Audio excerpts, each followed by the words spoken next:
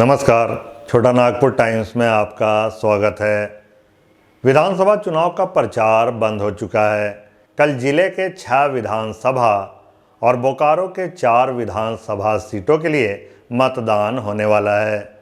इन सभी सीटों के उम्मीदवार अपने अपने खेमे में बैठकर यह आंकड़ा जुटा रहे हैं कि कौन किसके पक्ष में मतदान करेगा, कहां किसकी स्थिति मजबूत होगी।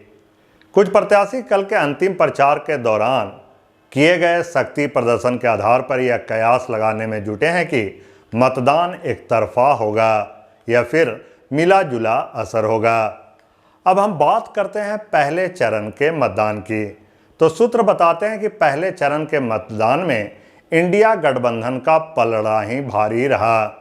कुछ क्षेत्रों में मतदान प्रतिशत भी बढ़ा और इसका लाभ भी इंडिया गठबंधन को ही हुआ। इसके मुख्य वजहों में से एक है झारखंड सरकार की मैया सम्मान योजना।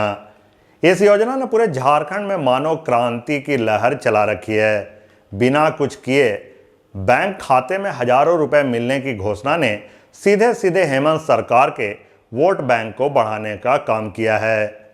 धनबाद जिले के 6 विधानसभा सीटों में से सिंदरी से प्रत्याशी हैं भाजपा की तारा देवी और विरोध में हैं भाकपा माले के चंद्रदेव महतो।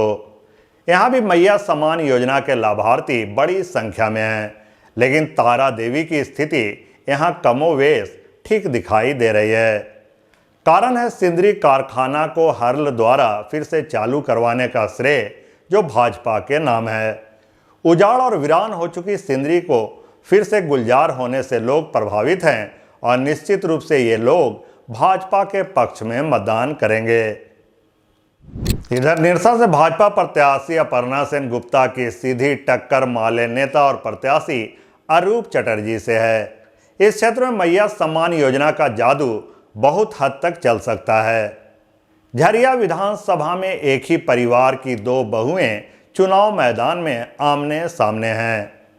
वैसे झरिया विधानसभा स्वर्गीय सूरजदेव सिंह का गढ़ माना जाता रहा है, लेकिन पिछले चुनाव में इसी परिवार की बहू पूर्णिमा नीरज सिंह ने कांग्रेस की टिकट पर यहां से बाजी मार ले गई और परिवार के ही दूसरी बहू रागिनी सिंह को पराजित किया।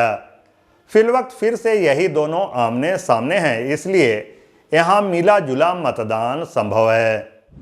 धनबाद जिले के टुंडी विधानसभा क्षेत्र से झामुमो के प्रत्याशी मथुरा प्रसाद महतो हैं और इनकी स्थिति यहां काफ़ी अच्छी दिखाई दे रही है। इनके मुकाबले में यहां से भाजपा प्रत्याशी विकास महतो हैं, लेकिन मथुरा प्रसाद महतो स्वयं जमीनी तौर पर काफ़ी मजबूत हैं और मैया सम्मान योजना का लाभ उनके लिए बोनस का काम करेगा। ऐसे में यहां एक तरफा मतदान होने की संभावना है। जिले के 2 विधानसभा क्षेत्र काफ़ी चर्चे में हैं, एक धनबाद विधानसभा और दूसरा बाघमारा विधानसभा। यह दोनों क्षेत्र पूर्व से ही भाजपा के कब्जे में रहा है। धनबाद से भाजपा प्रत्याशी राज सिन्हा के मुकाबले कांग्रेस के अजय दुबे हैं। श्री दुबे पुराने कांग्रेसी हैं और इस चुनाव में पार्टी ने इन्हें जिताने के लिए पूरा जोर लगा रखा है। चूंकि दुबे महागठबंधन के प्रत्याशी हैं, इसलिए यहाँ इन्हें मैया सम्मान योजना का भी भरपूर लाभ मिलेगा। शहरी क्षेत्र होने के कारण यहाँ योजना से काफ़ी संख्या में महिलाएं लाभान्वित हुई हैं और इसका सीधा असर मतदान पर पड़ेगा। हालांकि भाजपा ने भी पार्टी प्रत्याशी के समर्थन में काफ़ी जोर आजमाइश की है और प्रचार में कोई कसर नहीं छोड़ा है, परंतु मतदाताओं की सोच किस करवट रहेगी यहाँ यह कहना मुश्किल है। दूसरी सीट बाघमारा विधानसभा है। वैसे तो यह क्षेत्र भाजपा के पूर्व विधायक ढुल्लू महतो का गढ़ है और ढुल्लू वर्तमान में सांसद भी हैं। ढुल्लू ने अपना गढ़ बचाने के लिए अपने भाई शत्रुघ्न महतो को यहां से भाजपा की टिकट पर खड़ा किया है। दूसरी ओर कांग्रेस ने पुराने और दिग्गज नेता जलेश्वर महतो को अपना प्रत्याशी बनाया है। दोनों के बीच कांटे की टक्कर तो है, लेकिन इन दोनों के बीच एक तीसरा कौन बनकर सामने आए हैं रोहित यादव। श्री यादव निर्दलीय चुनाव लड़ रहे हैं और खुले तौर पर दोनों प्रत्याशियों की आलोचना करने में भी लगे हैं। श्री यादव का प्रचार अभियान भी काफ़ी धुआंधार रहा।